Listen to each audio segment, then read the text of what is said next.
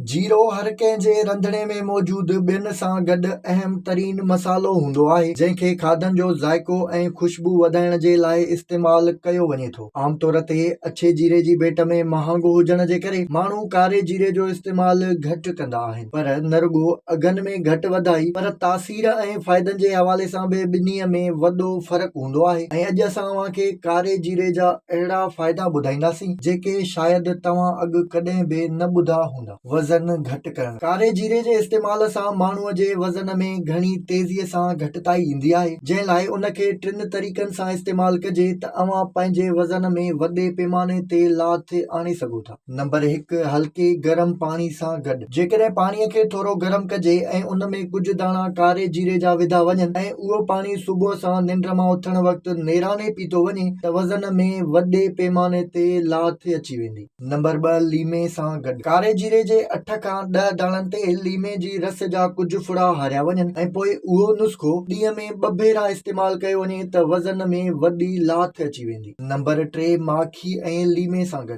हल्के गरम पाणी में 8 खां 10 दाणा कारे जीरे जा पीही विझी उन में अधु लीमे जी रस ऐं थोरी माखी मिलाए नेराने उहो पाणी पीअण सां जिस्म जी चर्बी तेज़ीअ सां ॻरंदी आहे ऐं थोरे ई ॾींहंनि में वज़न घटिजी वञे थो। ॾंदनि जे सूर मां छुटकारो। कुझु दाणा कारे जीरे जा 1 कोप पाणीअ में मिलाए उनखे उॿारियो त जीरे जो काढ़ो तयारु थी वेंदो। उन काढ़े जूं गुरड़ियूं करण सां केॾो बि घणो ॾंदनि जो सूर हुजे उहो जल्दी घटिजी वेंदो आहे। ॿारनि जे पेट जा मसइला। ॿारनि जे पेट जे सूर ऐं पेट जे जीतनि मां जिंद छॾाइण लाइ कारे जीरे में थोरो अछो सिरको विझी उनखे उस ते सुकाइण लाइ रखो। पोइ उन पाउडर जी थोरी चपटी ॿारनि खे खाराइण सां न रुॻो ॿारनि जो पेट जो सूर ख़तम थींदो ऐं पेट मां जीत निकिरी वेंदा, पर उन्हनि जी मिटी खाइण वारी आदत बि निकिरी वेंदी। चमड़ीअ जा दाग ख़तम करणु। चहिरे ऐं चमड़ीअ जी ख़ूबसूरतीअ लाइ कारे जीरे खे पीही उन जो पाउडर ठाहे वठो। उन पाउडर खे थोरे पाणीअ में विझी पेस्ट ठाहे उहा पंहिंजे चहिरे ते हणी 15 मिंटनि ताईं छॾे ॾिजे। उन खां पोइ पाणीअ सां मुंहं खे साफ़ कजे त ख़ूबसूरतीअ लाइ जादुई असर ज़ाहिर थींदा। विज़िट कयो अवामी आवाज़ मीडिया ग्रुप जी वेबसाइट awamiawaz.pk